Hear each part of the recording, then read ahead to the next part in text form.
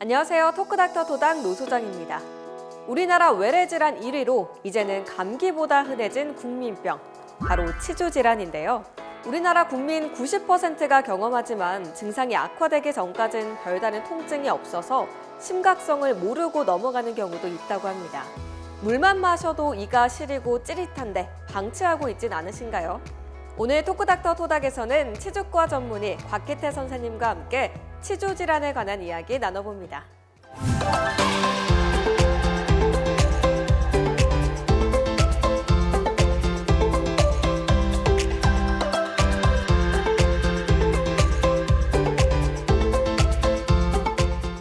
네, 선생님 안녕하세요. 네, 안녕하세요. 네, 그리고 오늘 이 자리를 빛내줄 특별한 한 분을 더 모셨습니다. 안녕하세요. 네, 안녕하세요. 배우 조은숙입니다.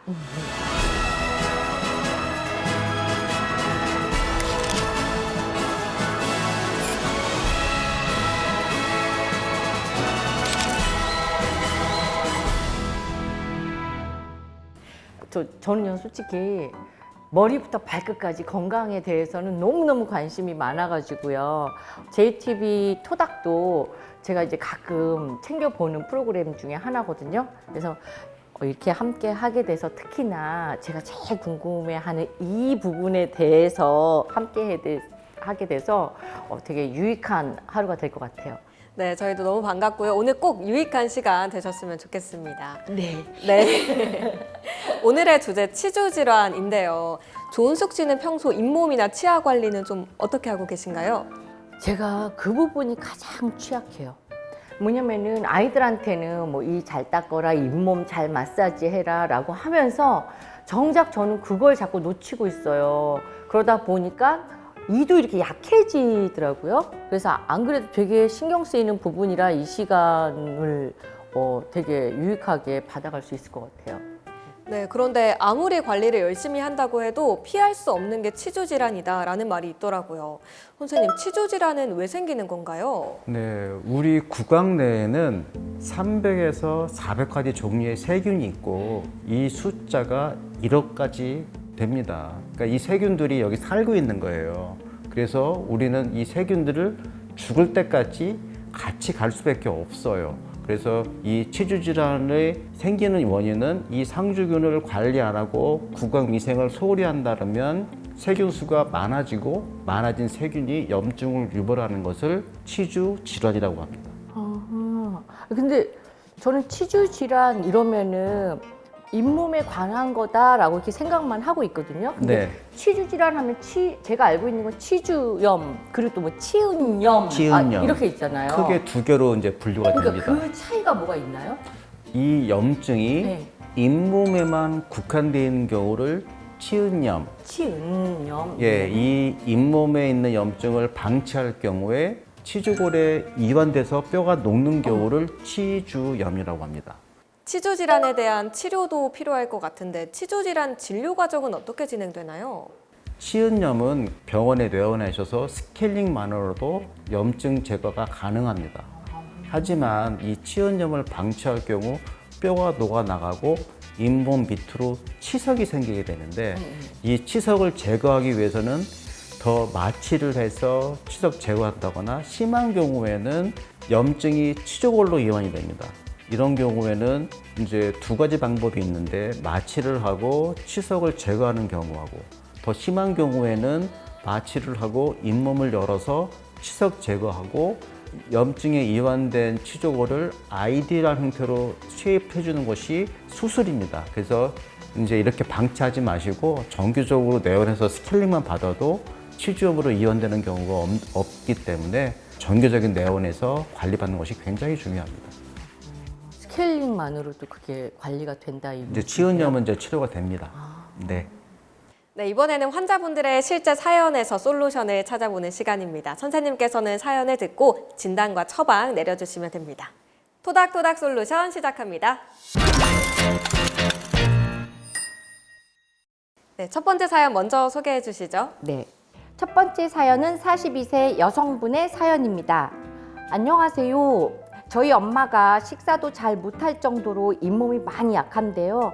당뇨까지 앓으세요. 당뇨 때문에 잇몸 치료가 어렵거나 효과가 없을까봐 치료를 계속 미루시는데 잇몸 치료에 당뇨가 문제가 될까요? 빨리 치료를 시작해야 할 것 같은데 걱정입니다. 라는 사연이에요. 네네. 네, 이럴 때는 어떻게 해야 돼요? 당뇨가 치주염이라든가 치은염을 유발하지는 않습니다. 하지만 구강 관리가 안 되셔서 치은염이 생긴다거나 치주염이 생겼을 때 당뇨 환자 같은 경우는 굉장히 더 악화가 빨리 됩니다. 그래서 이런 분들 같은 경우는 정기적으로 병원에 가서 그 당화 혈색소라든가 공복 혈당을 측정하듯이 그런 분들은 많이 하시지만 그 외적으로 치과에 내원해서 치주염이 안 걸리게 하는 것도 굉장히 당뇨에 효과적으로 유지할 수 있는 방법입니다. 병원에 내원해서 자주 내원하셔야 됩니다. 그래서 구강 관리를 잘 하시고 염증이 없게 하신다면 당뇨 환자분들도 건강한 구강 위생을 유지할 수가 있습니다. 네, 당뇨 환자분들은 특히나 더 주의를 하셔야 될 것 같다는 생각이 듭니다. 이어서 두 번째 사연 들어보겠습니다. 32세 여성분의 사연입니다. 안녕하세요. 얼마 전부터 사랑니 쪽 잇몸이 욱신거려서 치과에 갔는데 치주염이라고 하더라고요. 스케일링 받은 후 욱신거리는 통증은 많이 좋아졌는데 가끔 이가 시립니다. 치료가 잘못된 걸까요? 라는 사연인데요. 스케일링 이후에 시린 증상 나타나는 경우가 꽤 많은 것 같습니다. 이런 증상은 어떻게 나타나는 건가요? 이제 치은염이 악화돼서 치주염이 되면 잇몸 밑에 치석이 있습니다. 그래서 이제 잇몸 치료를 하게 되면 그 치석을 제거하게 되는데 뼈가 감싸야 될 부분이지만 치석을 제거하면 굉장히 그 외부에 노출된 부분이거든요. 그러면 이제 차가운 음식이라든가 뜨거운 음식이 되면 즉각적으로 반응을 할 수밖에 없습니다. 근데 이런 경우는 얼마 지나지 않아 우리 몸에 면역 반응이 이제 작동하기 때문에 며칠은 시리겠지만 며칠 지나면 좋아지기 때문에 그건 조금 더 기다려 보시는 게 좋을 것 같습니다. 네, 많은 도움 되셨나요? 지금까지 토닥토닥 솔루션이었습니다. 이번에는 퀴즈를 통해 치주 질환에 대해서 조금 더 자세히 이해해보는 시간입니다. 건강상식 능력고사 시작합니다.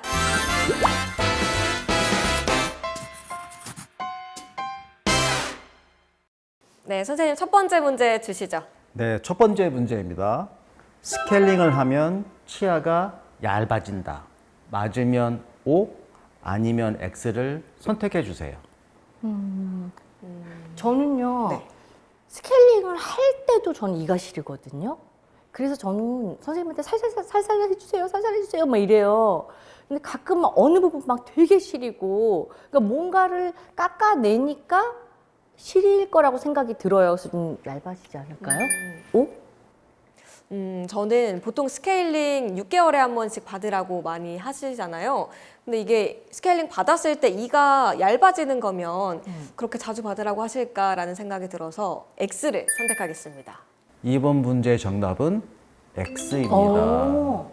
이제 스케일링의 목적은 치아 주위라든가 잇몸에 붙어 있는 치석 제거고 파동에 의해서 그 주위에 있는 치석만 제거하기 때문에 치아에 영향을 주지는 않습니다. 근데 이제 치아에 붙어 있던 치석을 제거하기 때문에 시리다거나 아니면 그 파동 때문에 시림을 느낄 수가 있습니다. 이제 이런 것들은 조금 더 구별할 필요가 있고요.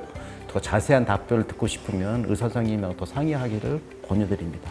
저 질문인데요. 네. 저는 왜 치과에서 스케일링을 이제 타이밍을 못 맞춰서 못 가고 그랬을 때 갈고리 같은 거 하는 거. 네. 근데 그걸로 혼자 막 가끔 네. 이렇게 할 때가 있거든요. 네. 그거 괜찮아요?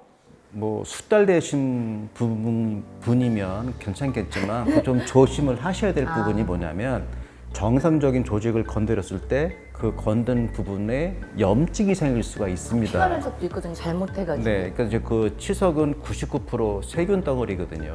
그래서 이제 거기에서 교차 감염을 유발할 수 있기 때문에 그건 좀 자제하시는 게 바람직하고요. 이제 그런 게 있다 그러면 치과에 내원해서 스케일링 받기를 권유드리고 이 스케일링은 국민건강보험공단에서 1년에 한 번씩 보험이 적용되기 때문에 큰 부담이 되지 않습니다. 그리고 한 번은 보험 적용 받으시고 한 번은 그냥 정상적인 가격 내시고 관리받기를 권유드리겠습니다. 저 그 사실은 몰랐어요. 네. 그 치석이 세균이라는 거는. 세균 덩어리예요. 네. 네, 이렇게 새로운 지식을 하나 얻어갔습니다. 두 번째 문제 한번 풀어보겠습니다. 예, 다음 문제입니다. 잇몸이 안 좋으면 치매에 걸릴 위험이 높다. 맞으면 O, 아니면 X를 선택해 주세요. 먼저 해주세요. 그럴까요? 네. 잇몸 건강과 치매에 딱히 관련성이 없어 보여서 저는 X로 선택을 하겠습니다. 맞히고 싶은데요. 저는 이런 말 들었어요. 이렇게 음식을 씹을 때 이렇게 저작근 운동을 많이 하고 그런 뇌 쪽으로 되게 건강에 좋아진다라고 그런 상식을 들어서 많이 씹어야 되니까 저는 O라고 생각합니다.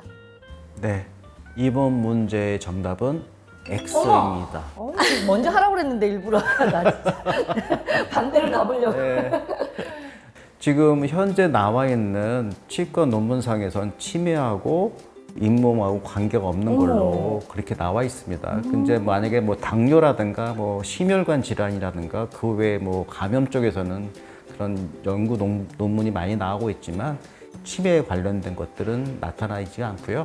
아까 말씀하신 것처럼 저도 그런 얘기를 많이 들었지만 실질적으로 이게 얼마큼 효과가 있는지 얼마큼 좋은지에 대해서는 나와 있는 게 없습니다. 네. 네, 시청자분들은 정답 많이 맞추셨나요? 지금까지 건강상식 능력고사였습니다.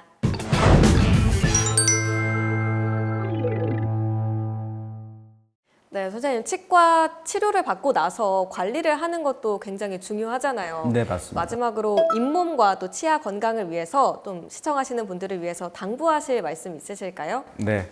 아까도 말씀드렸다시피 구강 내에는 상주균이 있습니다. 이 상주균은 어떻게 박멸을 할 수가 없고 평생 같이 가는 부분이 있기 때문에 우리가 이거를 관리하는 방법은 효율적인 칫솔질하고 치실 사용, 그 다음에 치갈소 사용입니다.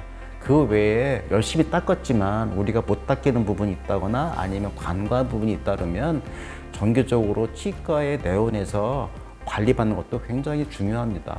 그리고 우리가 양치를 열심히 했다 하지만 이 상주균들은 양치 후 30분 뒤에 치태를 만들 수가 있습니다. 이 치태를 12시간 정도 방치하면 12시간 후에는 치태가 치석으로 바뀝니다. 그러니까는 수시로 잘 관리하셔야 되고 식사하고 바로 닦는 것도 중요하지만 한 20-30분 뒤에 침이 구강 내에 있는 잔사들 다 삼킨 다음에 양치하는 것도 더 효과가 좋습니다. 요즘 뭐 이해해 주시고요. 그 외적인 것들은 정기적으로 내원하셔서 관리받는 것이 굉장히 중요합니다. 이렇게만 하신다면 큰 문제는 없지 않을까 싶습니다. 네, 신경 쓸 게 좀 많아 보이긴 하지만 그래도 건강한 치아를 위해서 올바른 생활 습관 또 정기적인 내원 통해서 관리하면은 100세 시대 건강한 동반자로 가져갈 수 있을 것 같습니다. 네, 오늘 조은숙 씨와 함께 치주 질환에 관한 이야기 나눠봤는데요. 네. 어떠셨나요? 너무 유익한 정보는 너무 당연한 거고 저는 무엇보다도 치석이 세균이었다라고 하는 게 되게 놀라웠어요. 그리고 무엇보다도 이렇게 이 건강은 오복이잖아요. 근데 제가 가장 못 갖고 있는 게 치아가 좀 많이 약해요. 그래서 제가 그동안 스케일링 관리나 이런 거 참 많이 소홀히 했구나. 그래서 이제는 좀 잘 챙겨야겠다라고 네. 생각이 들어서 정말 유익한 정보였던 것 같습니다. 네. 감사합니다. 토크닥터 토닥, 오늘 치주과 전문의 곽기태 선생님과 조은숙 씨 모시고 치주 질환에 관한 이야기 나눠봤습니다. 다음 시간에도 유익한 의학 정보로 인사드리겠습니다. 함께해 주신 시청자 여러분 고맙습니다.